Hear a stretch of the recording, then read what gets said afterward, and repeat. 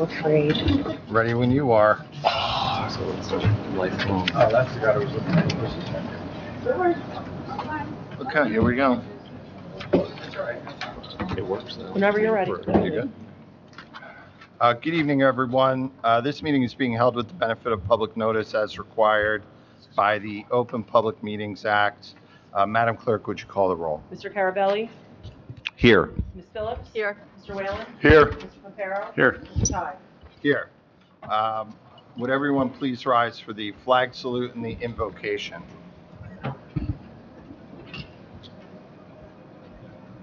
Allegiance to the flag of the United States of America and to the republic for which it stands, one nation, under God, indivisible, with liberty and justice for all.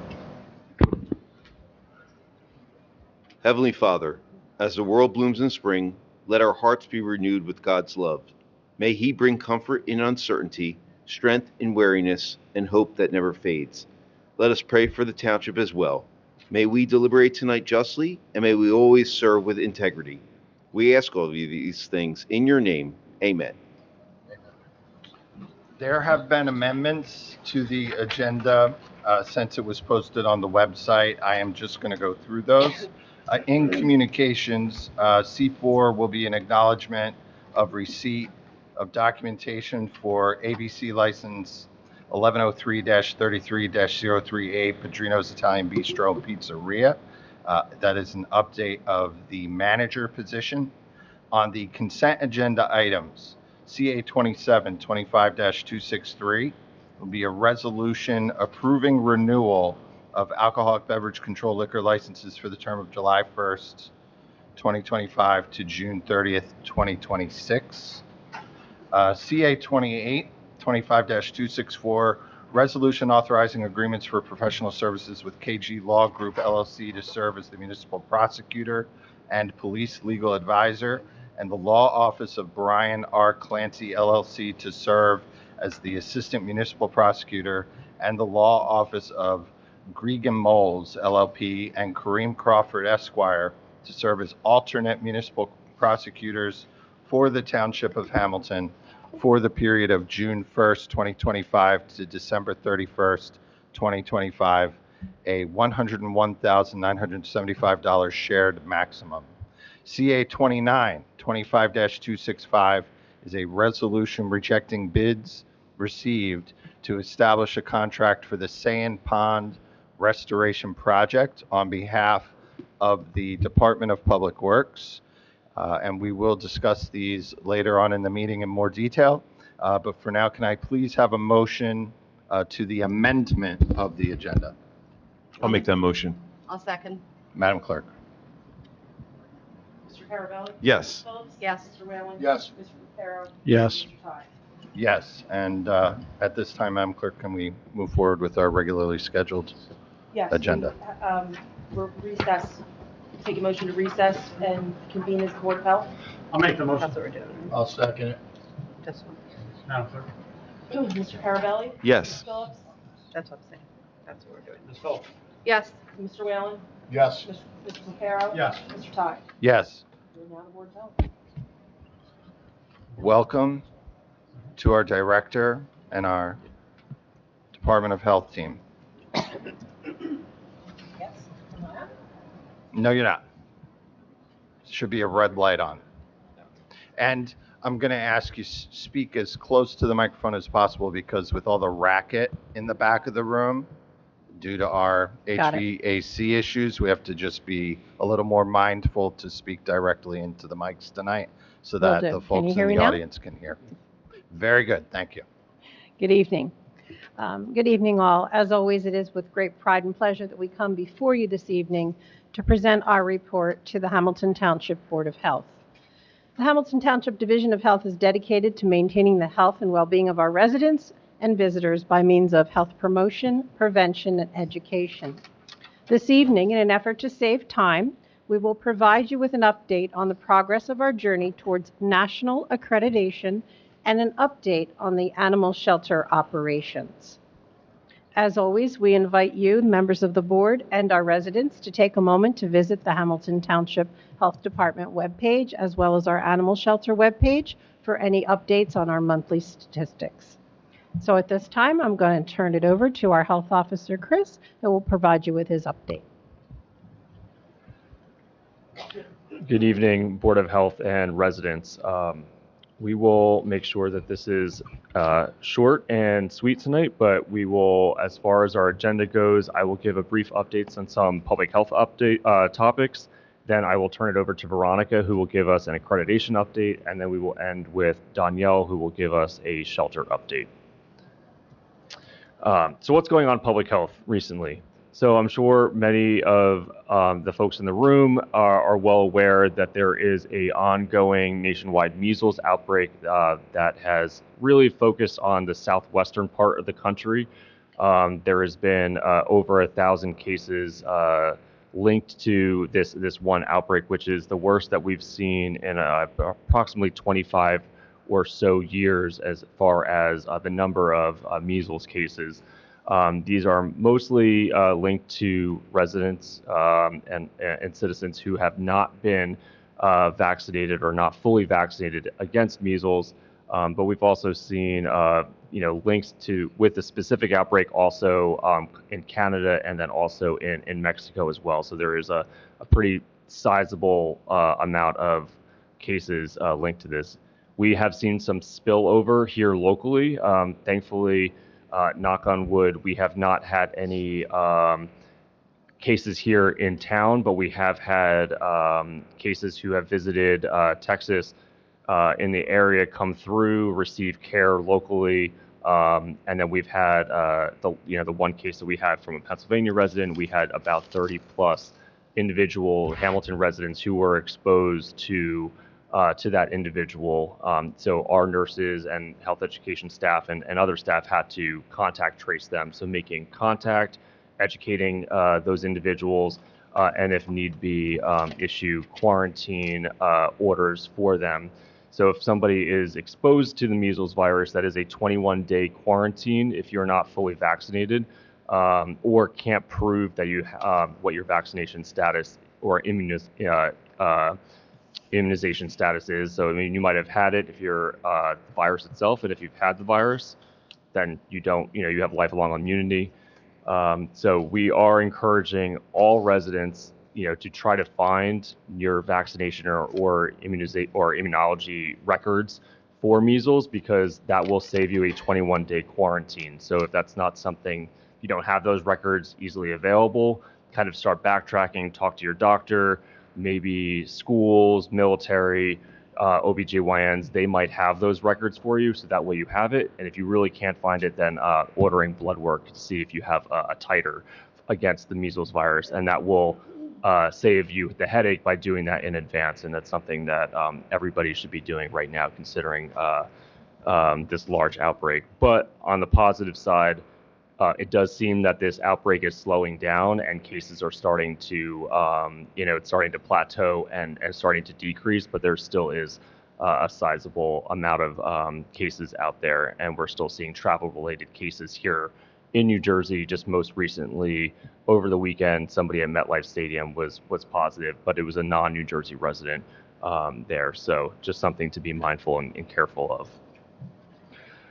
Something else in the news lately, and that has affected us here locally, and we talked about this a little bit at our budget hearing, is that there are significant public health funding cuts, both proposed at the federal level and then that are also making their way through the legal process in the courts in regards to our grant funding that has been pulled. So we had about $450,000 to $500,000 that we lost because of the funding cuts. Thankfully, the way that we had our grants structured and other funding, we're not losing any staff, unlike our other counterparts throughout the state. Thankfully, we were able to hold on to all of our staff members. But it does hit us in the budget and other projects that we had, that we were going to help fund. We now can't, and we're kind of in a holding pattern until it makes its way through the courts. And that also affects, our state level grants that are supposed to start July 1 that we still have not been, there's no RFA that's been released for those grants until the state budget goes. So we're kind of in a weird funding holding pattern in regards to our grants and everything. So that's also our childhood lead, which is state funded, that hasn't been announced, and then other public health grants. But hopefully we'll get some of that money back. And as we get closer to the state budget being approved, we'll get those state grant applications out and then those awarded without any delay. We're rapidly, which is insane, approaching Memorial Day. So that means our inspectors are out there conducting pool inspections. We have 30 plus individual licensed pools. A lot of our condo developments, apartment developments, we have our seasonal pools that they're out there inspecting and making sure that they're open and available so our residents can take advantage of. So again, in the last couple of years, we've been trying to improve the pool safety here in town and also getting our pool inspections and the pools so that way we're not out there and our inspectors aren't out there 4 or 5 times a year, which has been in the past, trying to get these pools satisfactory, because we have not had that in the past, and that's something that we've worked with the board and council to implement and approve reinspection fees for our pools to start, that way if they're not following the law and passing inspections, that they're going to be fined and we're able to levy those. So we did see a slight improvement over the last 2 years, and we're hoping going into this swimming pool season that we'll see even better improvement as well. But we're on schedule to get all of those pools who are ready to opened in advance of Memorial Day. And one other good piece of news is that, again, the township was awarded the Healthy Town designation from the New Jersey Healthcare Quality Index, which is run by the Hospital Association, and that's the Mayor's Wellness Campaign. So this, I believe, was the 3rd year in a row that we were awarded, which is their gold level standard of award, showing that we're taking into account the the health and well-being and having programs for our residents to make sure that they are a healthy lifestyle. So that's our Mayor's Walk, which Veronica and her health ed team, in partnership with our senior center and recreation, offer throughout the summer and throughout the township, and hitting a lot of our parks and offering free, accessible opportunities for recreation, which is great, and great to be acknowledged for that. So that is kind of a quick snapshot of what we've had going on and what's going on in public health. And now I will turn it over to Veronica to give a quick accreditation update.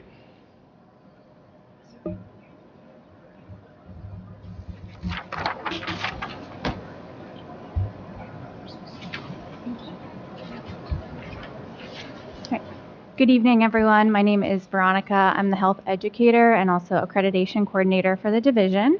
So I'd like to give you a brief update on our accreditation process. So Health Department accreditation is a national level recognition by the Public Health Accreditation Board, which I'll refer to as FAB. And the purpose of accreditation is to ensure that the health department is providing the foundational public health services to the community to meet national standards for performance and for quality. Go to the next one.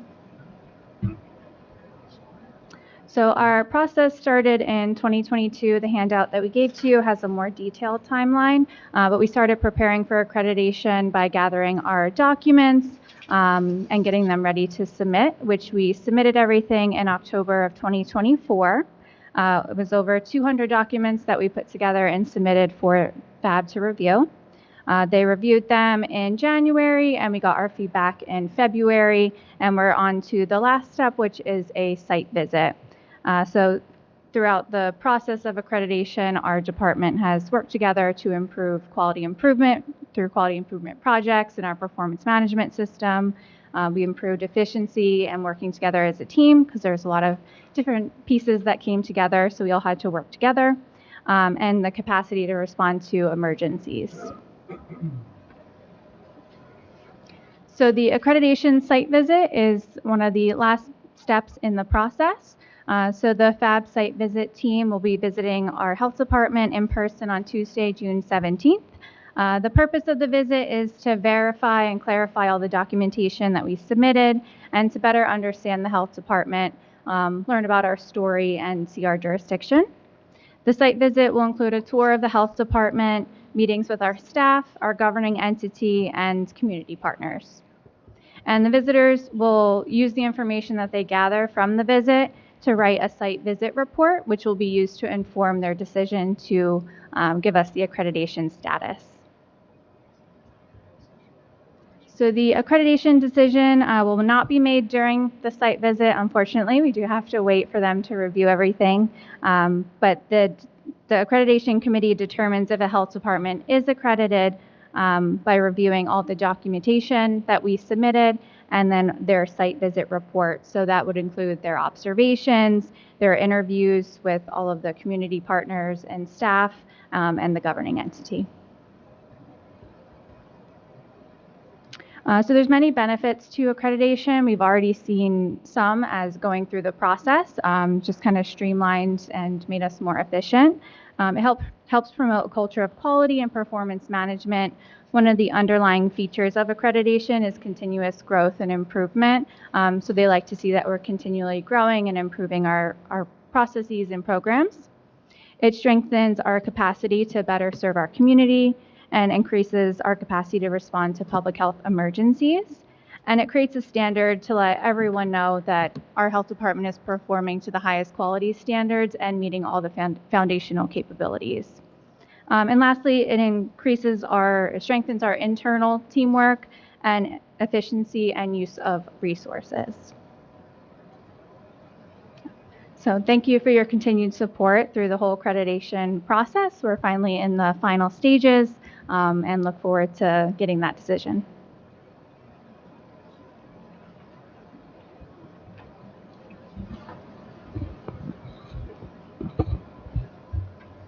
Hi there, Danielle Killian Joya, shelter manager. As of today, May 20th, the shelter is housing 39 dogs in the shelter. We have 5 dogs in foster, 2 at Bark Institute, 42 cats in the shelter, and 11 in foster care. We're also housing 1 African gray parrot who's 25 years old.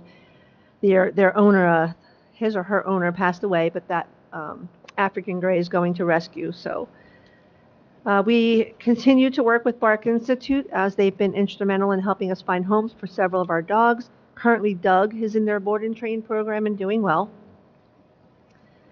As of April 30th, so the end of April, our department has issued 3,170 dog licenses. This is on par for what was issued in the same time in 2024, minus 86.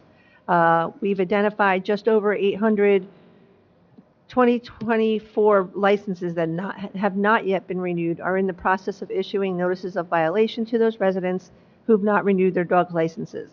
Animal control officers will be targeting residents for enforcement.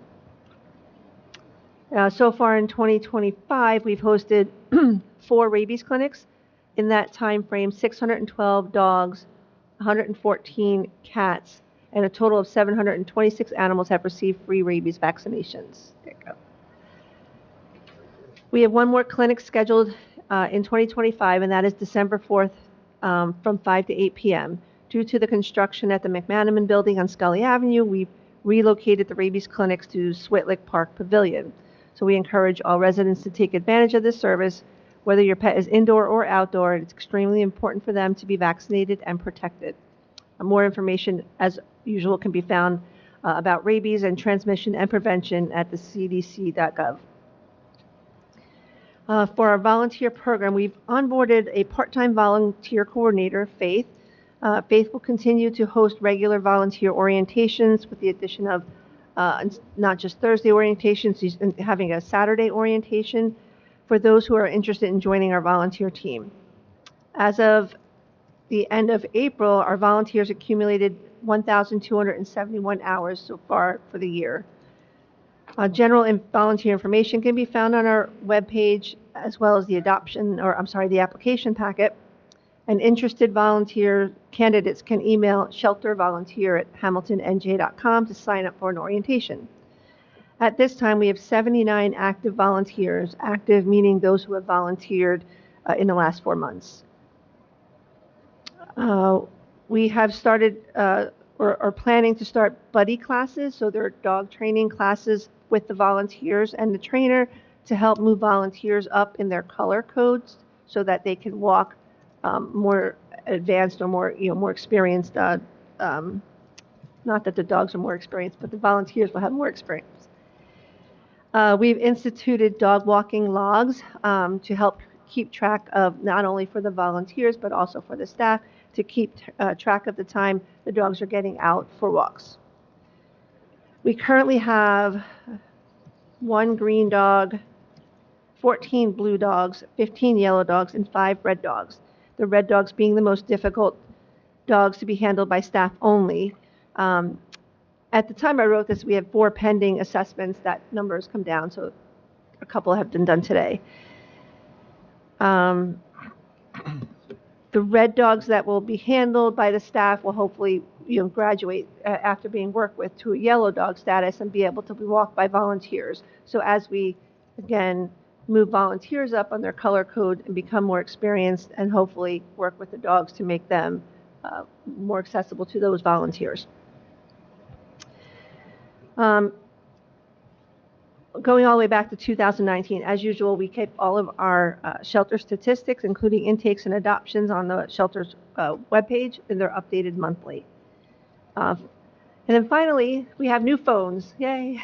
So there's new phones in place. There is a phone tree when you call the shelter for extensions to make it more streamlined. So if you want to speak with animal control or dog licensing or the front desk or the shelter manager, with separate voicemails in place and things like that. So we're still working on a few kinks, but we're very happy that we have these new phones in place.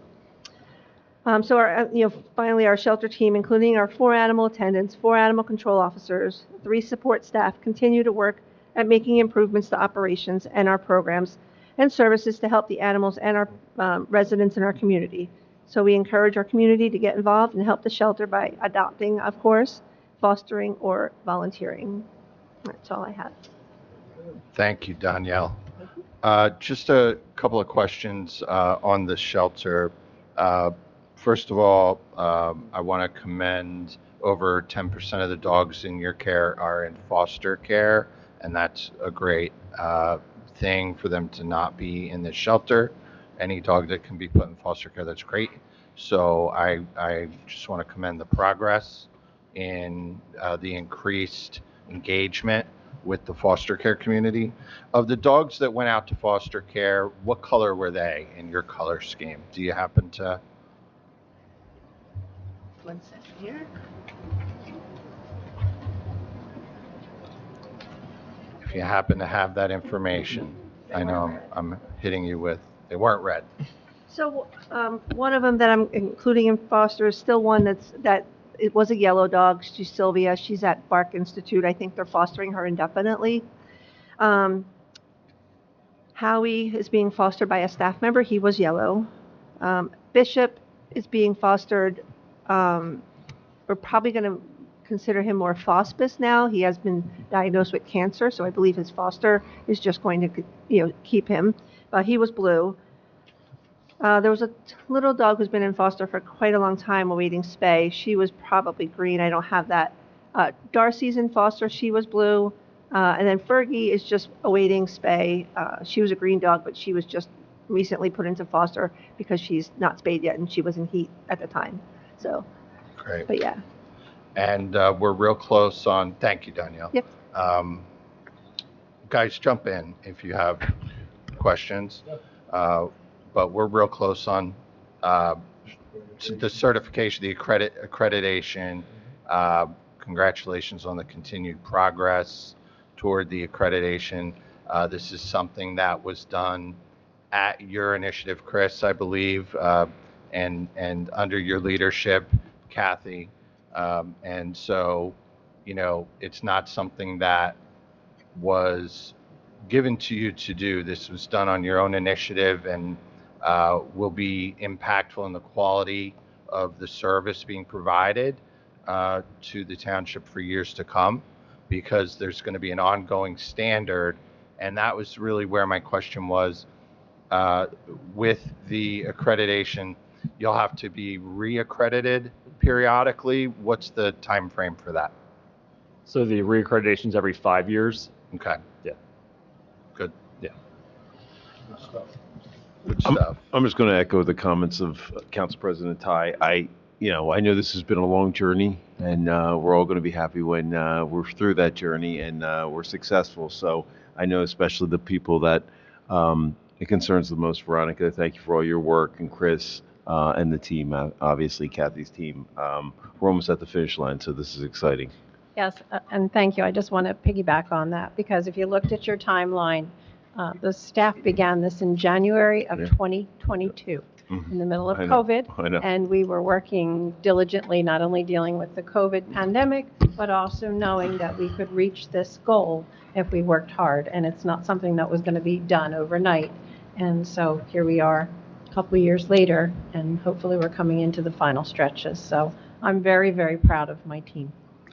Not to put the cart before the horse, but in 5 years, when we go to recertify, how long does that process take, or what's that consist of? It's obviously not starting all from the beginning. Danielle, you can answer that one. You don't have to do it. So the reaccreditation process is similar in that we have to submit the documents for them to review. But the easier part about it is all of the documents are already created now. So we just have to maintain them, annual updates of our policies and review, our strategic plan goals. So it's really just about continued growth and improvement, so that when it comes time to submit those documents, we have an updated, policy that's ready to go. We don't have to create anything for the reaccreditation. And I believe it's less documents that they require at reaccreditation, so it wouldn't be quite as many.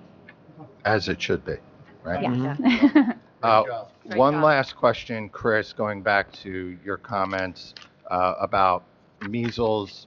First of all, thank you for alerting us all. We should all know how to access our measles quarantine records, number one.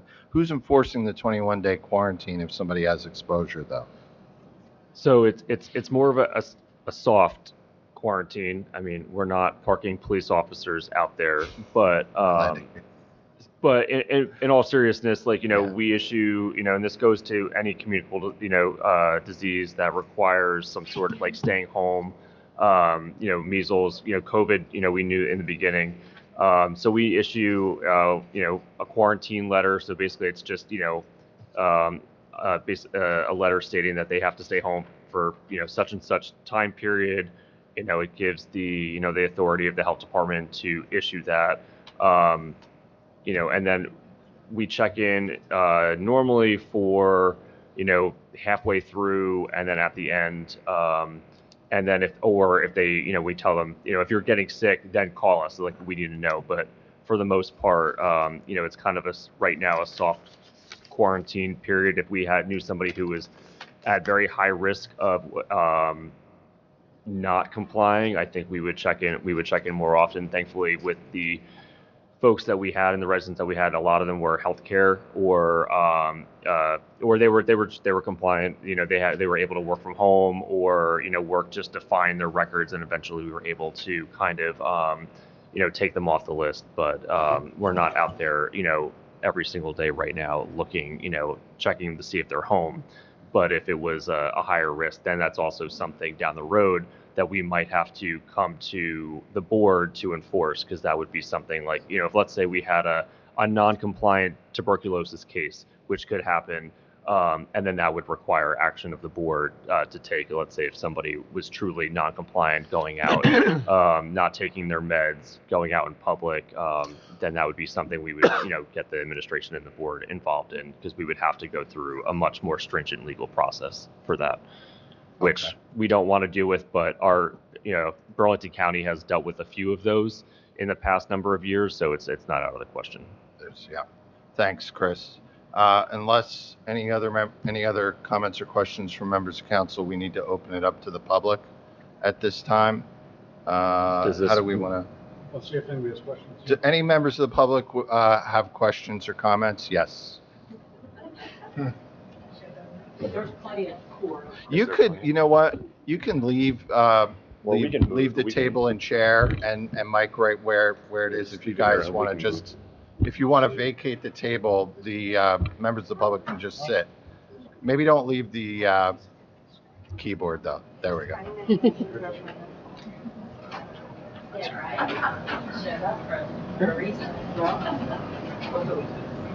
All right, Lisa. Lisa? Oh. You're gonna That's What- for not, for I now. have to set this up for this individual. Oh, okay. No way. Allison, go ahead and set it up. Okay. Go ahead and set it up. Oh, no. Lisa's up first. Yeah, Lisa, come on up. We're going to continue with our meeting. Do I have to sit? Hi, Lisa.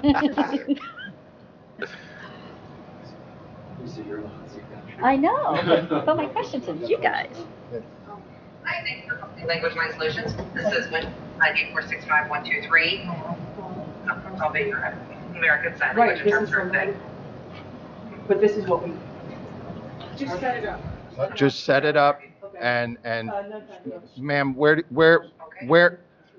ma'am, can you take a seat? Allison, can you get that going and ask this person through that to take a seat, please? She's saying no because she said this is remote. She asked for someone to be here and that's not what was indicated. We don't have that capacity. We have an accommodation on the screen. No, this was a video. This is disruptive. Right. All right, just give us a minute here. Give us a minute, guys. I'm being compassionate. Thank you for your patience. Thank you. Everyone remain silent. Turn your microphones on. Anthony, turn your microphone on.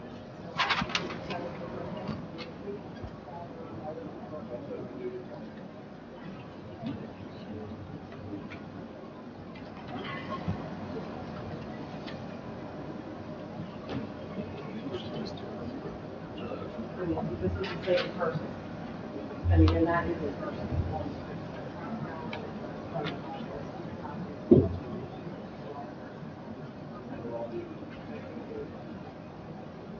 No, I'm sorry. I don't even know. If you want to continue, I'll go out and walk. Okay? No.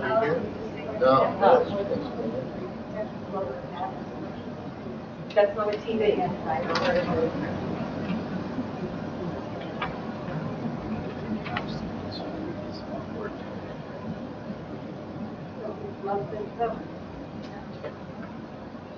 She said, who flubbed this up? That's nobody.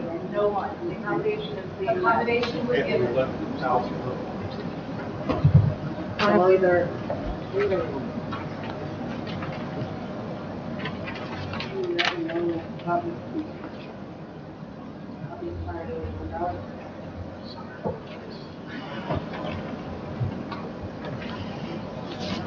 All right, we're going to go ahead and proceed at this time.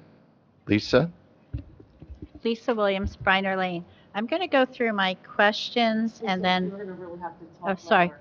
Are we good? Into Is that the better? Yeah, into the mic, just because Okay. of the HVAC No, it's issue. okay. Thank I you. haven't been here in a while. I'm not used to this again.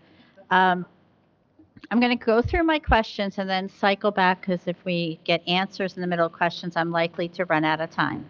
So my question is, we're targeting dog licensing for enforcement. How are we doing that? Because for the population in Hamilton, even last year's number, while it's higher than the year before, is very, very low.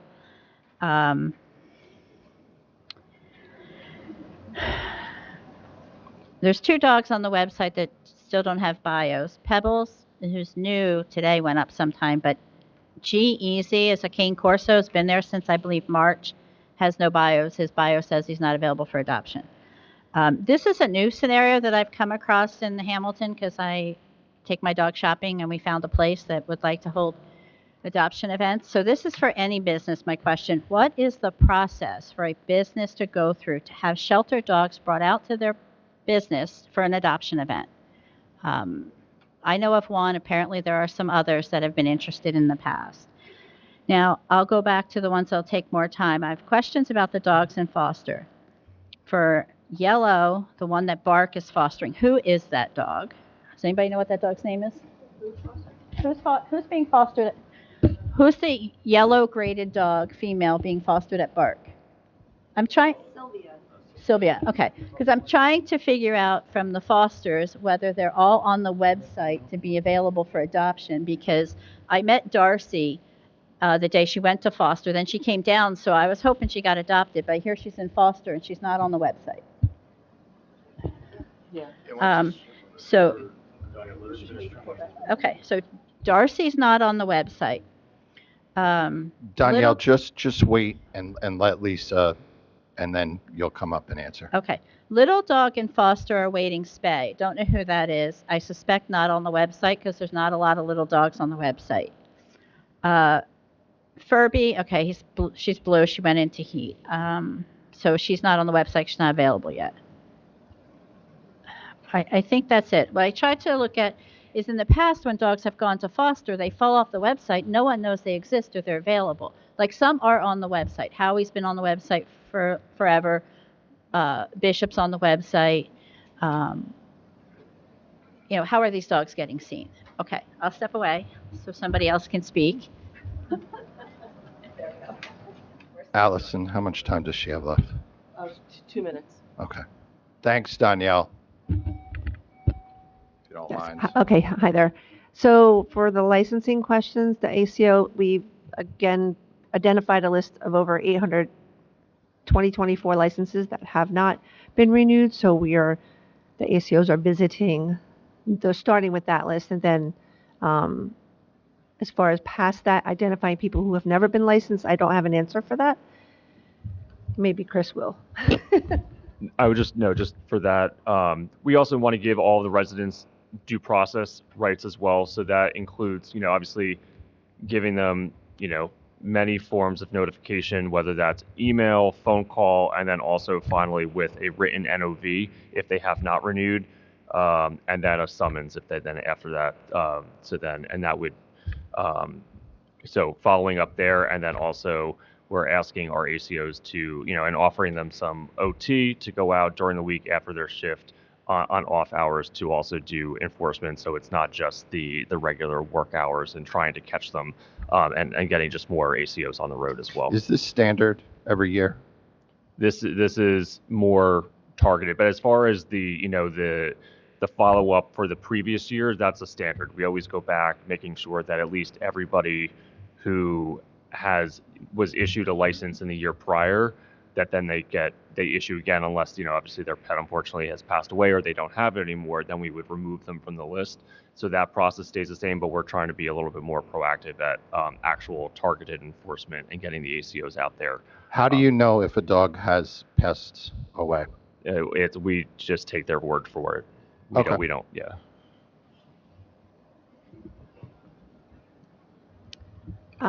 Okay, so regarding the 2 dogs without the bios, Pebbles is a dog that had come in, was in some terrible shape, had pyometra, had emergency surgery, and is blind. It's very bitey. We have a potential adopter. She was just assessed today, so we're pursuing that. I don't have a bio for her yet, as we couldn't determine her. She's a little smaller dog, but because she's blind, I believe she bites anything that tries to pick her up. So we're working on behavior modification plan for her and have a potential adopter. G-Easy is one that he just needs a bio. So I've asked the staff for his information as far as his personality type. Was a little bit more reserved when he came in and is getting a little bit better. So I will update that once I speak to his best friend staff member. Regarding the foster, so there's fostering and there's foster to adopt. So for instance, Howie, who's being fostered by a staff member, is legitimately in foster, still looking for a home. Sylvia at Bark has been at the shelter for a very long time, and Sylvia has some trust issues with strangers. Bark Institute, they're not even charging us for that. They're just legitimately fostering her. If someone was interested in meeting her, Bark would facilitate that introduction.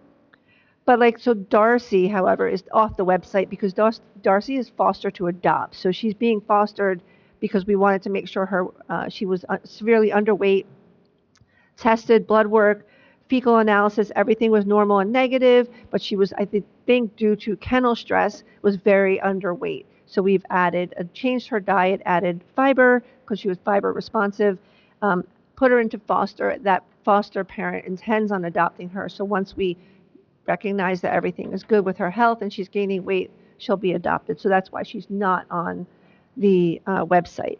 The small dog that's currently waiting to be spayed was a dog that was adopted, or I should say foster to adopt, many months ago. Had a heart murmur, was just kind of drawn out by the foster, but she had an echocardiogram, is cleared for surgery, and is scheduled next month to be spayed. So at that time, when she's spayed, she'll be officially adopted, but she's still technically in foster until she is spayed. Cover?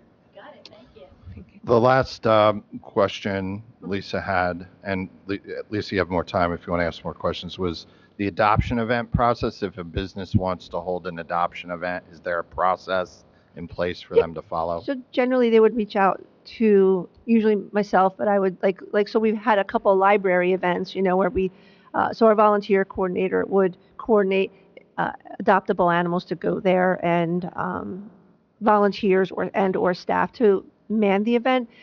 We've been contacted by, is it Pet Supplies Plus? Pet Supplies Plus. The owner of the store came into, so a shelter or a store manager came in, but then the store owner came in. I believe it's an internal email issue, but I've emailed him a couple times. He gave me his email address. I put in a call, so we're going to follow up with him to host adoption events. He did ask if we would be able. He has some cat habitats that we wants to have animals staying at the store, so we could showcase them all the time at the store. But there's some permitting issues that have to be taken care of before that happens. But yes, we're pursuing that. So if they email me directly, we would be happy to plan an adoption event. Thank you. Lisa, you have a couple more minutes. Awesome. I'll move over. Lisa Williams. I was just wondering more, it's on dog licensing, so it's a Chris issue. How are we targeting more people? Like, I don't want to have to be the one that says, hey, I passed a house, there's a barking dog, is it licensed? Oops, look at that, it's not. Because I've gotten an awful lot of backlash when I followed the instructions I was given by council and township attorney a few years ago that I had to report the dogs because I knew where they were. Shouldn't be a resident's responsibility, and especially at a time where we seriously need revenue. This is a lot of lost revenue and years worth of it. So if we had done this way back when, say in 2022, when I had to report what was going on in my neighborhood, you'd be in a situation to be able to start taking that money out and using it to support the general fund. So how I'm just else are we gonna, gonna do this? and we're gonna give you your full 4 minutes, Lisa, so don't worry, but I'm gonna respectfully disagree. It's the participation of the citizens in law enforcement is actually very important. The police can't do their job without citizen participation and citizens proactively reporting crime to the police, and the same is true with the ACOs. If citizens see crimes happening, it's the responsibility of the citizen to report the crime. We rely on the citizens to report things so that we can then turn around and enforce them. Okay, I'm just going to respond to that because my property was vandalized after the people received notices of violation on a Friday before Halloween, and I was been bashed left and right for reporting it. I like my tires, so I cleaned out my garage. That's why I parked there. Someone thought it was appropriate to take the stems out of the tires of my car in my driveway. So when people then know who reported something, those residents are put at risk. There's a reason there are cameras all the way around my house. It's been vandalized after I have stepped up as a resident to do what I was supposed to do to report. There's chemicals sprayed on the trees in my backyard. My property's been vandalized. I find all kinds of broken glass in my yard. So I disagree with that. If we have a law and there are ways that people know dogs exist, they show up at the shelter as a stray. They get adopted from the shelter. Someone goes out because there's a barking complaint. You walk down the street and you hear a dog bark. It's not that hard to look it up. So I don't think this should fall on residents. My property's been vandalized. I've been bashed left and right in that neighborhood because I did what I was told in this room I had to do. So we're just going to let that go. I'd like to know what's Well, being done. can I 'Cause ask a I don't question? want to be the one to have to report stuff. I really don't want to do it anymore. Can I ask a question? Sure. I don't recall anyone ever mandating or telling you you're obligated to call. If you see something, you can report it. You also have the right to remain silent, and you can turn around and walk away. If you choose to report something, obviously, if there's a crime where someone was hurt, there was personal injury, there was property damage, there was loss of life, obviously those things fall into a different category. I don't recall, and I would have to defer to my colleagues. I will answer that. Let me finish. I don't recall anyone from this dais ever saying anyone was obligated or mandated to do anything except maybe pay their taxes and follow the laws. But Okay. I would defer to my colleagues. Does anybody want to step up for being the ones that told me that I had to, I know where the dogs are, I have to report them? Because I'll tell you who it was. And you guys can go back and watch the old videos and catch and see them.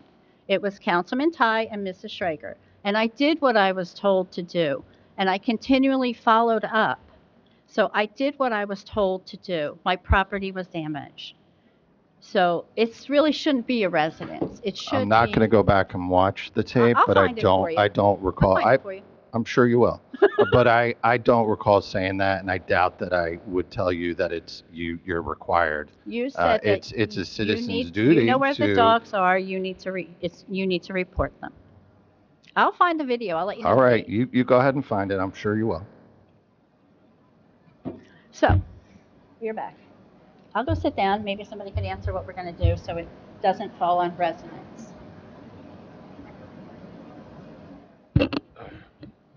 So in regards to dog licensing, so we are also, this kind of goes to put a little bit of a slowdown on this when I talked earlier about funding cuts. So we are in the process of implementing additional GovPilot or online modules for the staff, and part of that project, we were going to give all of the ACOs tablets. They still have cell phones, so they can still do it, but it would have been easier on tablets, and then they can, as they go out, actually, do more online searching, and then for the property records and getting, ACO complaints tied into the property records, so that way,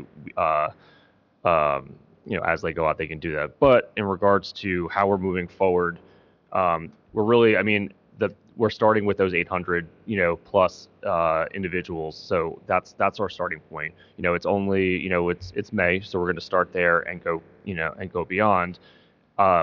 We can't be everywhere at once. I have 5 ACOs for 40 plus square miles and 92,000 residents.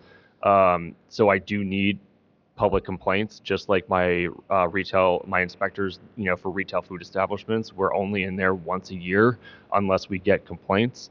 And then we can go out and do additional enforcement actions. And it's the same thing with ACOs. We can do targeted enforcement. That means, going out in parks, talking with people, but we also don't want to be confrontational. My ACOs are not police officers.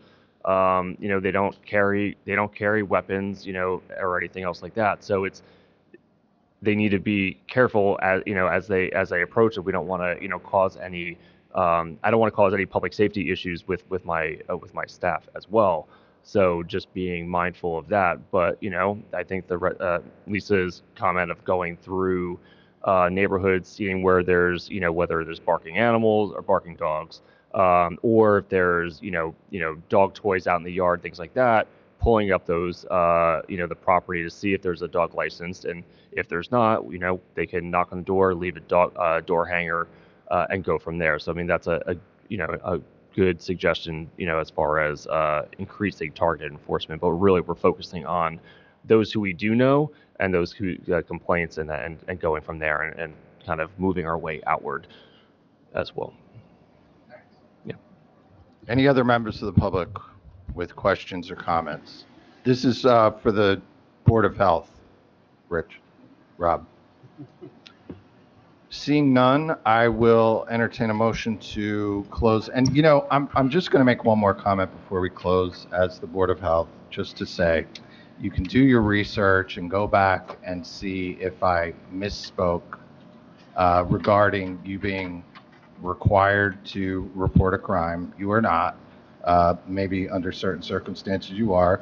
I consider it our civic duty as citizens to report things. And if we want to see change, we need to tell the folks who are in a position to make change what's happening. So we rely on you to tell us when there's work that we need to do in the community. So I don't recall saying anyone's required, and I highly doubt that our township attorney ever said that. I'm not an attorney, so I'm more likely to misspeak than our township attorney is. But if I said that, I misspoke. You're not required. So if you still want to do your research and go find a video, feel free. You can tell us about it at the next meeting. And with that, I'll take a motion to close the. Council President, before I make the motion, I just want to thank the Board of Health for the update on the accreditation, and Danielle for your update on the animal shelter. I think it was very informative, keeping us updated on the process as we move forward. And with that, I'd like to make a motion to adjourn as the Board of Health and reconvene as Township Council. I'll second the motion. Mr. Carabelli? Yes. Ms. Phillips? Yes. Mr. Whalen? Yes. Mr. Reparo? Yes. Mr. Ty? Yes. We should have moved to this next item before the Board of Health meeting, so I want to apologize to the students who've been waiting patiently. Hopefully you got a little bit of a civics lesson this evening that you'll find helpful. But we're going to be doing a joint commendation next, and I'll leave it to our clerk to formally read this into the record, but we'll be doing a joint commendation for our Nottingham High School Consumer Bowl champions momentarily, as soon as we've rearranged the furniture. Maybe leave the, we're gonna take a picture with the kids. Maybe don't move that just yet. There we go. All right. Okay. I'm sorry, did you read it? I was busy. I didn't moving formally furniture. read it, so I don't want to steal your thunder, No, under Allison. way. Communication C1, joint commendation, Nottingham High School Consumer Bowl, Mercer County champions. Okay. We have commendations to hand out, whereas the New Jersey High School Consumer Bowl is... I can't hear you back here. My microphone was off inadvertently, sorry about that. So whereas the New Jersey High School Consumer Bowl is an educational competition for high school students that was established in 1996 by Donna Giovanetti to educate young adults on a variety of consumer issues, and whereas it gives us a great deal of pleasure to express to all members of the Nottingham High School Consumer Bowl team, on behalf of the mayor, Jeffrey Martin, and this council, and all the citizens of Hamilton Township, our sincere congratulations on winning the Mercer County Consumer Bowl, and be it jointly resolved by the mayor and this council of the Township of Hamilton that this resolution of commendation be and hereby is adopted, honoring Mai Patel, the captain of the team. I hope I pronounced your name right. Mai? You say May Patel. Momentarily, a little patience. Thank you, Janice. Daniela Ortega, Raul Rivera Rios, Alexander Shah, Youssef Vindis, Michael Bendorf, the teacher and advisor. Thank you for your outstanding contribution and for the honor you've brought to our community. And it is further resolved that best wishes be and hereby are extended to all team members, families, and friends for continued good health and success in your future endeavors. Congratulations.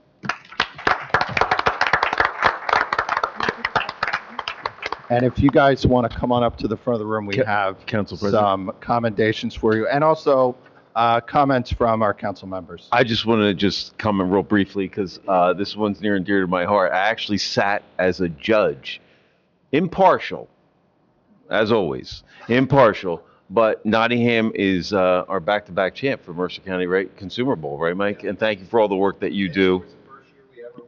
Yeah. That whole group took 3 years to get there, and this group surprised the heck out of me. Yeah. They were all new. So, great job. I got to witness it firsthand. Tremendous job, guys. Yeah. Excellent. And then we finished second in the region, too. I heard. So that's pretty impressive. Yeah. Better. Yeah. Congratulations. it.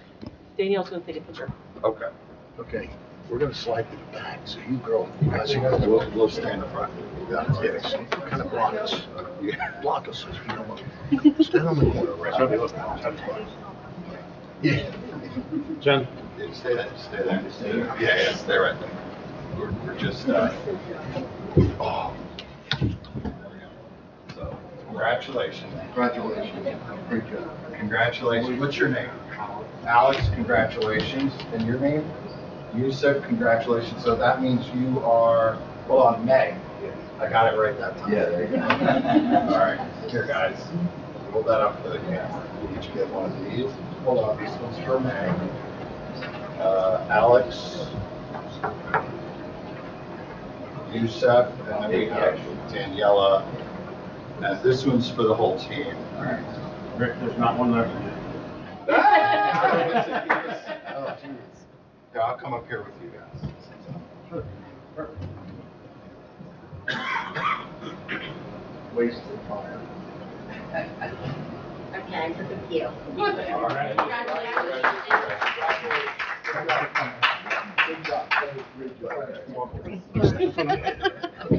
gotta go back in my hiding spot. Yes. Your email, yes. Yeah. Oh, okay. I'll get it from you? Yes, Okay. that's fine. Okay. Yeah, I got it. We'll coordinate. Just send it to me. And I'll Okay. take it. Thank you. Thanks, guys. Congratulations. Have a great night. Congratulations. Have a great night. Thanks for coming. Thank you. Council President, I have a engagement that I have to run off to, so I'm just gonna mention that I'm leaving right now. Happy birthday, Council. No, it's not birthday yet. What is it, anniversary? Anniversary. Happy anniversary. Happy anniversary. We need a motion for him to leave. Yeah, yeah. Can't go. All right, let's keep moving here. All right, thank you. All right. See ya. Have a good night. Chetty's in a hurry. Let's keep moving. No, not really, but. It's already been a long night, and it's going to continue to be a long night, I'm afraid, guys. So Yeah. let's Okay. just, If it's okay, we'll continue. do one motion on all the communications, if that works for you. very good. Okay, moving on to C2, it's a joint accommodation recognizing the month of May as National ALS Awareness Month. The theme is Amplify Community Voices. C3 is acknowledgement of receipt of documentation for ABC license 1103-31064 for the Frank J. U. Vegas Post 3525 VFW update of officers on file. And C4 is the acknowledgement of receipt of documentation for ABC license 1103-33 trading as Padrino's Italian Bistro and Pizzeria. This is the update of the manager position. Do I have a motion on those communications? I'll move on C1 through C4 communications. I'll second. Madam Clerk? Mr. Carabelli is no longer here. Ms. Phillips? Yes. Mr. Whalen? Yes. Mr. Reparo? Yes. Mr. Todd? Yes. Next for consideration, consent agenda items CA1 through CA29. Any questions or comments from council on the consent agenda? Just the one item, I mentioned to Joy earlier, but maybe she could just finish up with it. We recently bought a truck that'll carry the containers of sludge for the future, so we have a contract for one more remaining year. Now, you mentioned that they're in training process. So, a couple of things. Go ahead. We don't actually have the truck yet. Okay. Two, we are still going through the training process to make sure we have all. I thought it was, yes. All right, just call closer, it's not picking you up. Okay, is that better? Yep. Okay, so we don't have the truck yet. We did extend it for a year, but we pay per load. So if we get everything together and we're able to start doing it ourselves, we no longer have to. That was the last part of my question. So if in 6 months everything's in order and everybody's trained, we just pay them for whatever services provided always need a per load. backup. Right. Exactly. I understand. I knew we did a lot recently, with the purchase of this, which I thought was a great idea, that we're spending a lot of money having somebody else haul away our sludge. And I thought it was a great idea, so I'm sure it's going to save us money down the road. So that's my question. Thank you, Council President. Thank you. I'll note there is a labor agreement. Glad to see an agreement was reached with CWA. How long? Let's see, until 2028. We've got that. Great. Any other questions or comments from council? Seeing none, we'll open it up to the public for questions or comments only on the consent agenda item right now. Any items on the consent agenda, I should say. I think everything's pretty self-explanatory, and I have no questions. Happy to see more grants coming in too. Yeah. Seeing no members of the public wishing to comment, I'll take a motion. Council President, I'll make a motion to move on consent agenda items CA1 through CA29. I'll second the motion. Madam Clerk. Ms. Phillips? Yes. Mr. Whalen? Yes. Mr. Farrow? Yes. Mr. Todd? Yes. Next for your consideration is ordinance 125-005. This is an ordinance accepting a deed restriction for a deed restricted affordable housing property with restrictions on resale and refinancing. Project named Crosswicks News at Hamilton. Property address 3332 South Broad Street, Block 2527, part of Block 17. Property owner is 3332 Hamilton Real Estate, Inc. Second reading and public hearing. Questions or comments from council? No, sir. No. No, sir. Any members of the public wishing to comment? There are, let's see, 1, 2, 3, 4 affordable units that we are authorizing here. Okay, seeing no members of the public wishing to comment, I'll take a motion. Good. I make the motion to close the public comment portion and move ordinance 125-005 on second reading. I'll second that motion. Madam Clerk? Ms. Phillips? Yes. Mr. Whalen? Yes. Mr. Farrow? Yes. Mr. Todd? Yes. Ordinance 225-006 is an ordinance accepting a utility easement and dedication of public utility agreement. The project name is Spark Car Wash. The address is 1030 State Highway 33, Block 1828, part of Lot 49, and the property owner is Williams Trading Company, Inc. Second reading and public hearing. Meeting utility requirements. It's pretty pro forma. Any questions or comments? No, sir. No, sir. Any members of the public wishing to ask any questions or make any comments? Seeing none, I will entertain a motion. I'll make the motion to move on ordinance number 225-006 on second reading. I'll second. Ms. Phillips? Yes. Mr. Whalen? Yes. Mr. Farrow? Yes. Mr. Todd? Yes. Ordinance 125-007 is an ordinance authorizing the proper officials of the Township of Hamilton to execute an agreement concerning the payment in lieu of taxes pilot program for 3816 East State Street, Block 1666, Lot 80, Our Lady of Sorrows. Motion on first reading. I'll make the motion, ordinance 125-007 on first reading and introduction. I'll second. Ms. Phillips? Yes. Mr. Whalen? Yes. Mr. Farrow? Yes. Mr. Todd? Yes. Ordinance 225-008 is an ordinance amending and supplementing the code of the Township of Hamilton, New Jersey. Part 2, General Legislation, Chapter 160, Commercial Filming and/or Still Photography Permits. This is first reading and introduction. Council President, I'll make a motion on first reading and introduction of ordinance 225-008. I'll second that. Ms. Phillips? Yes. Mr. Whalen? Yes. Mr. Caparo? Yes. Mr. Todd? Yes. Ordinance 325-009 is an ordinance amending and supplementing the code of the Township of Hamilton, New Jersey, Part 3, Land Use Legislation, Chapter 550, Land Development, Article 3, District Regulations, Section 550-78, Highway Commercial and General Commercial Districts. First reading and introduction. Council President, I'll move on ordinance number 3, 25-009 on first reading and introduction. I'll second the motion. Ms. Phillips? Yes. Mr. Whaler? Yes. Mr. Reparo? Yes. Mr. Todd? Yes. Ordinance 425-10 is an ordinance amending and supplementing the code of the Township of Hamilton, New Jersey, Chapter 228, Fire Prevention, Article 4, Private Fire Hydrants, Section 228-31, Responsibility of Owner. First reading and introduction. Make the motion to move ordinance 425-010 on first reading and introduction. And I'll second. Ms. Phillips? Yes. Mr. Whaler? Yes. Mr. Reparo? Yes. Mr. Todd? Yes. Ordinance 525-011 is an ordinance amending and supplementing the code of the Township of Hamilton, New Jersey, Chapter 215 fees. This is first reading and introduction. I'll make a motion for first reading and introduction of ordinance 525-011. I'll second the motion. Ms. Phillips? Yes. Mr. Whaler? Yes. Mr. Reparo? Yes. Mr. Todd? Yes.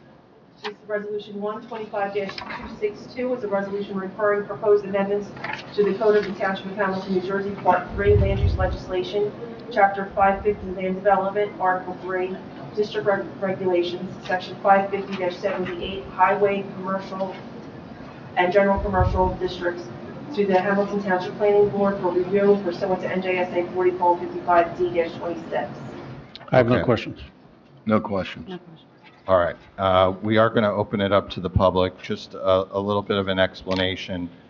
When we have a land use ordinance, it is standard procedure for us to refer that over to planning. And so this is a resolution to do so. This is really, it was prompted by a solar field that we are constructing, and not all of the land that is going to be a part of the solar field was properly zoned for that. So we are adding verbiage to allow for solar, outdoor solar. I don't have the exact verbiage in front of me. I do have it here, but to allow for solar, an outdoor solar facility in the general commercial zone, which does not affect many areas of the township, but does allow us to move forward with the solar field project. And with that, I'll open it up to members of the public who would like to ask questions or make comments. Ed?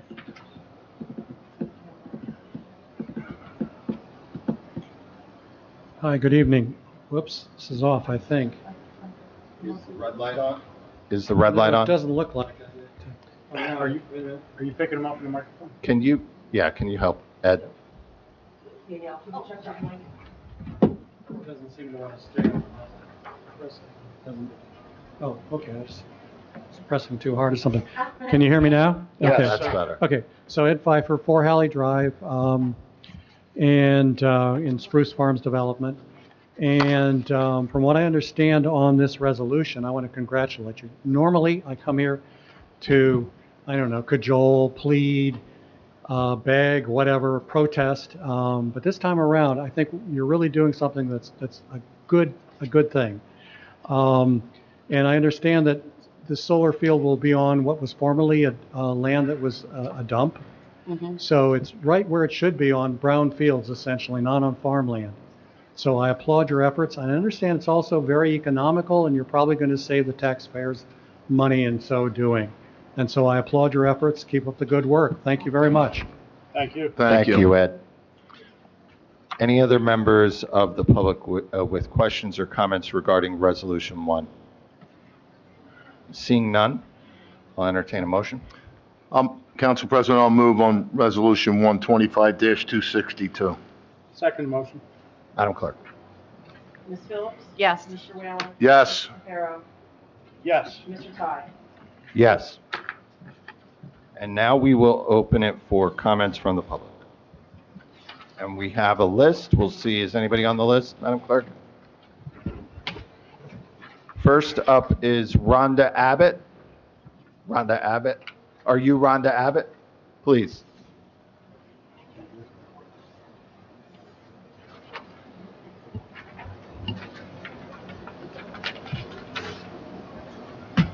How long do I get to speak? Who ordered the sign language interpreter for tonight? This is public comment, counsel and clerk, so she can comment. You do not have to answer.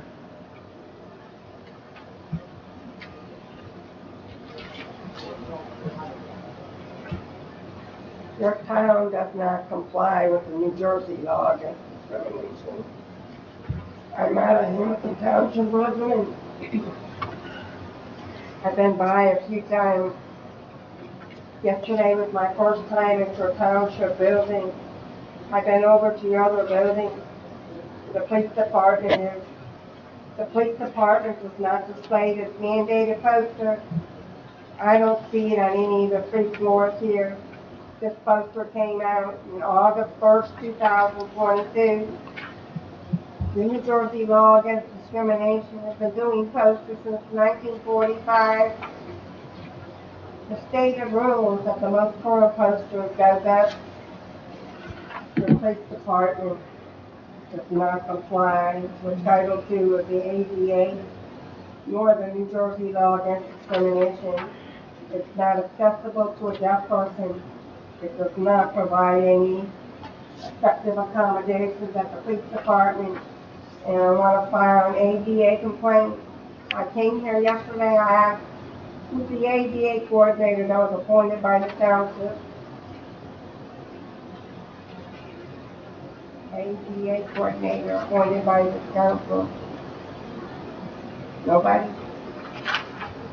The town has more than 50 We have an employees. ADA coordinator. I can't hear anything. No one's talking. We gave you a translator. You do need to talk into your mic a little bit more for everybody in the room. Okay, it's fine. Can somebody point out the ADA coordinator?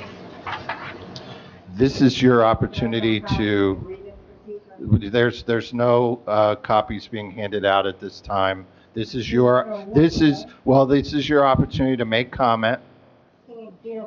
Okay, for the record, Ms. Abbott is a regular plaintiff in these kind of matters. In anticipation of litigation, I counsel you not to say anything. For the record, Ms. Abbott was abusive to a staff member yesterday after working hours. Only then did she request ASL translation. For the record again, a virtual translator was offered to her tonight, which she refused. Her request for a live person translator in less than 24 hours was insufficient timing, and the township gave her an appropriate accommodation, which again she refused. I can't hear anything. I want you to set up a meeting with me so I can file an ADA complaint. I need an in-person sign language interpreter. You want my email address? You can contact me, set up an appointment. Wait 4 minutes, yeah. Excuse me. 45 seconds. Excuse Are we me. allowed to ask you questions, or you would like us to ask? No. I'm sorry. Her email, Ms. Curlin's email was given to her yesterday. Okay.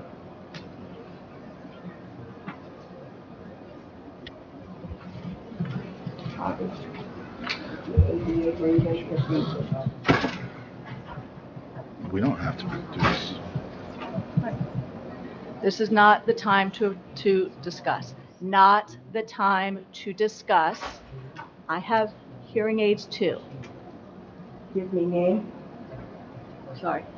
If I were to judge your attitude by facial expression, doesn't seem very positive. Ma'am, your time is up, ma'am.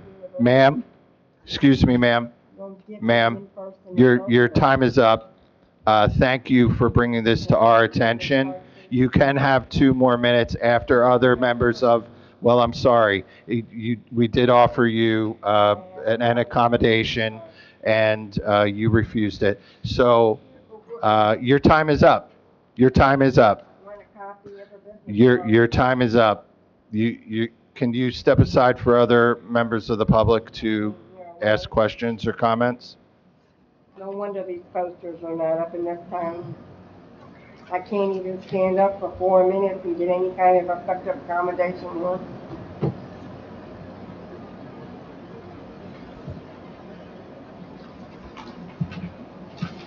You want me to bypass the ADA coordinator, just go straight to the New Jersey Division of Civil Rights?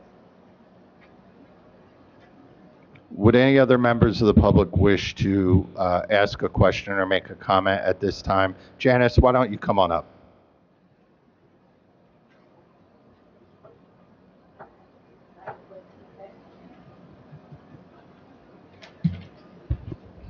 Janice Kalanick, 432 Trinity Avenue, Cornell Heights. Okay, I don't go down 33 that much at night, but only during the day. And there's never anybody at Tessera's. I assume the restaurant is closed. Mm-hmm. I can't believe it. Is it going to go up for sale? It's been trending in that direction for a while. Really? Because it was a nice restaurant. Okay, number 2, Sunday was the anniversary of Good Old Rubber. Have they decided, was it arson? Has anything been settled? Alyssa, do you have any update for the public? I do. So, Try to speak into your microphone. the DEP has filed suit against the owners of the property, and we just filed to intervene in that suit as further plaintiffs. So was it set on fire, or they're just filing something? That was that. There's no determination Yeah, there's made no yet. determination there. There's still an investigation ongoing. So what exactly is it that they filed? The NJDEP filed for under several counts, but mostly that they allowed asbestos and hazardous waste to float down the waterways because there's the creek right there. Yes, we've had it for years. Yeah, and so there's also DEP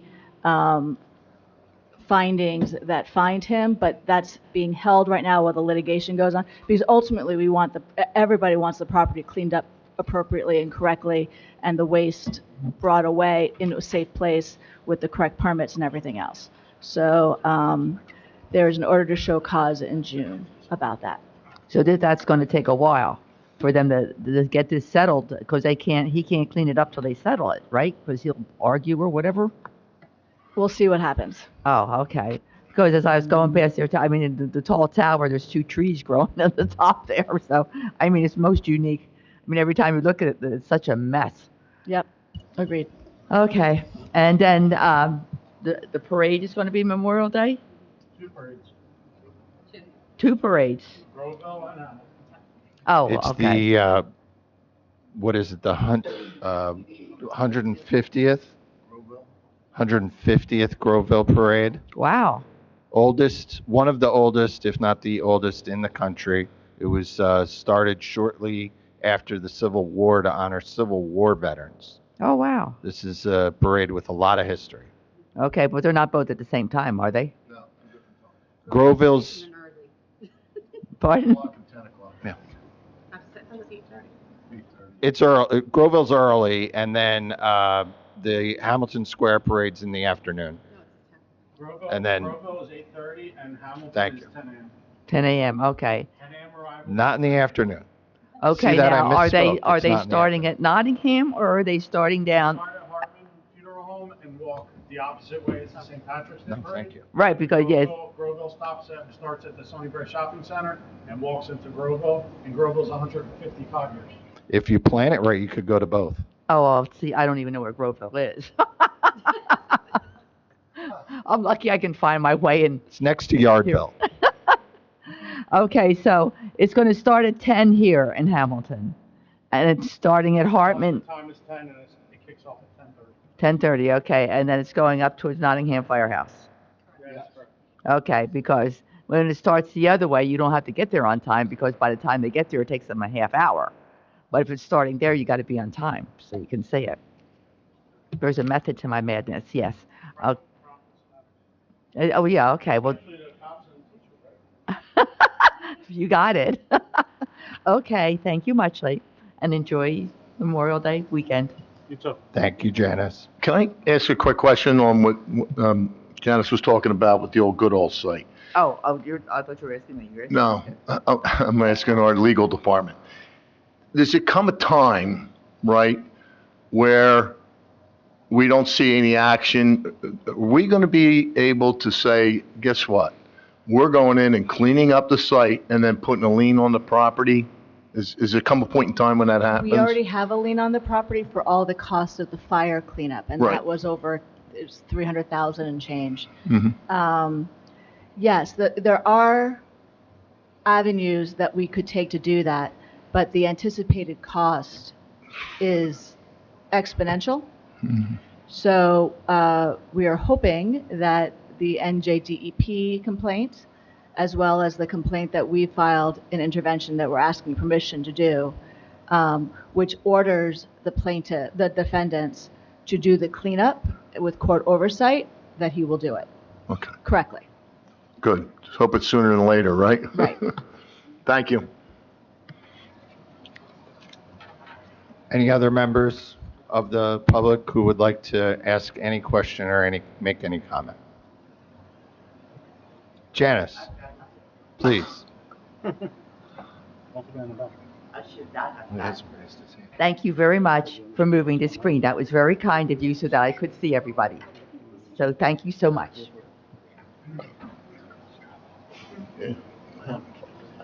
I didn't catch Janice's. That's okay. All right. Any other, In the back, the guy in the back. Rob, hold on, Rob. Let's handle, would you like to come up, ma'am? Two more minutes. 2 more minutes.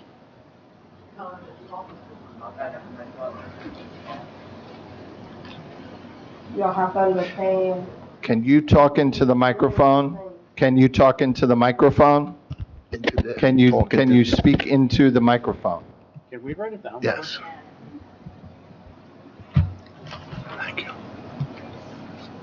You want me to write it down? If you want. Not very comfortable. Hit me. Ma'am, just. You don't seem to understand a profound deaf person. I cannot effectively participate here when I leave here tonight. I want a copy of your ADA grievance procedure. I want the ADA coordinator set up a meeting with me and file an in-person complaint.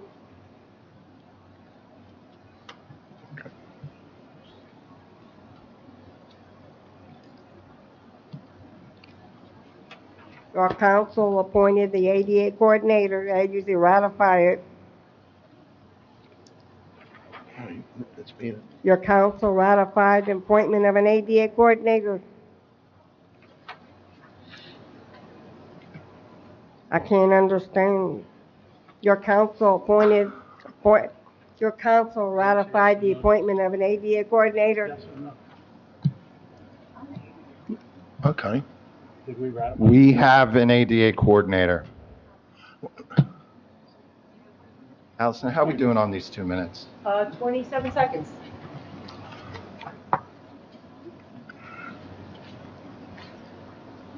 Go ahead. You got it. Your council ratified the appointment of the ADA coordinator a while ago. And the ADA coordinator is, who's the individual? You already know. Time. The ADA coordinator. Your time is up. Thank you. Thank you for bringing that to our attention. You're not pointing to the ADA coordinator. Your time is up, ma'am. Thank you. Thank you. Your time is up. We're gonna move on to other citizens who wish to address council now. Violates the ADA, the New Jersey law. So your past time, ma'am. We're gonna bring up other folks who wish to comment now. Rob, would you like to come up?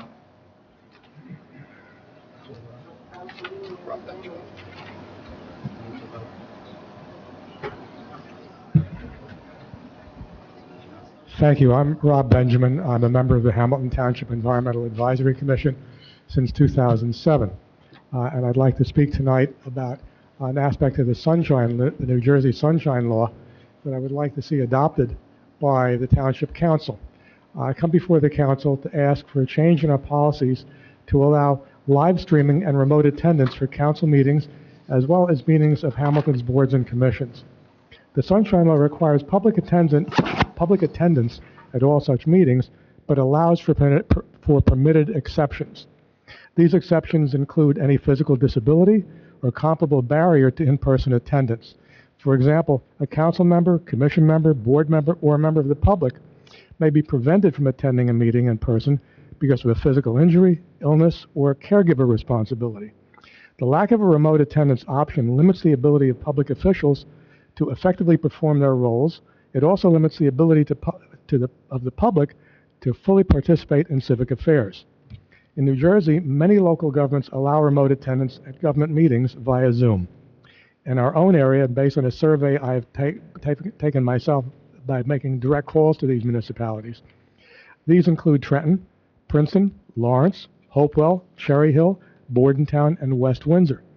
Some municipalities allow live streaming with no comments or questions from the audience. Some offer view-only live meetings on local government cable television channels or on YouTube. Hopewell Township uses Zoom for all environmental commission meetings. The key points I ask the council to consider are these. Restricting the ability of local public officials to fully participate in the public meetings due to unavoidable circumstances can and should be reversed. Restricting the ability of local residents to view and even attend public meetings with proven secure technologies limits public participation in public life. I don't believe that these restrictions are justified, and I ask that the council end them. Thank you. Thank you, Rob. So we are in compliance with state law, and since it's something that you feel strongly about, we recommend that you contact your state legislators. I've already done that. There is a bill pending in the State Assembly 1588 that would extend the ability, the formal ability of local governments to conduct meetings via remote technologies. Right now, it's a catch as catch can. It's a real mixed bag. And if you go from one municipality to another, you will find that some follow the Sunshine Law strictly, others don't. And the reality is that the state does not really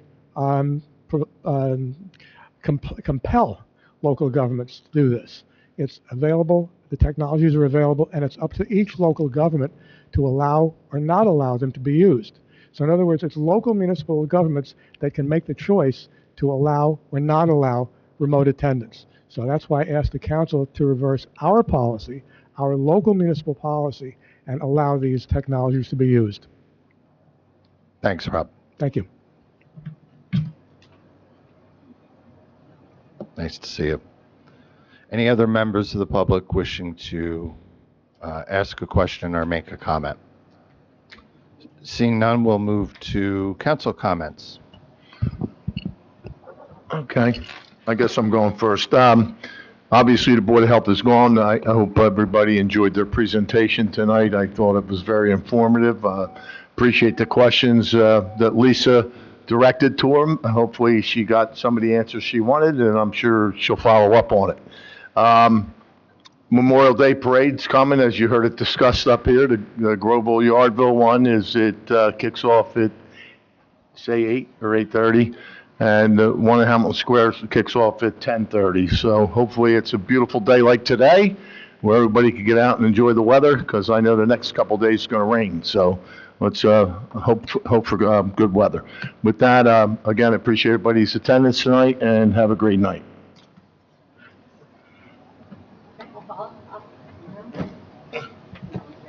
You are not on. I'm not on. Sorry about that. Now you're on. Thanks again to everyone who came to contribute. I also wanted to comment on the Board of Health. It's very exciting to see how close we are to the national accreditation. They have worked so hard over the last year and a half or so for this.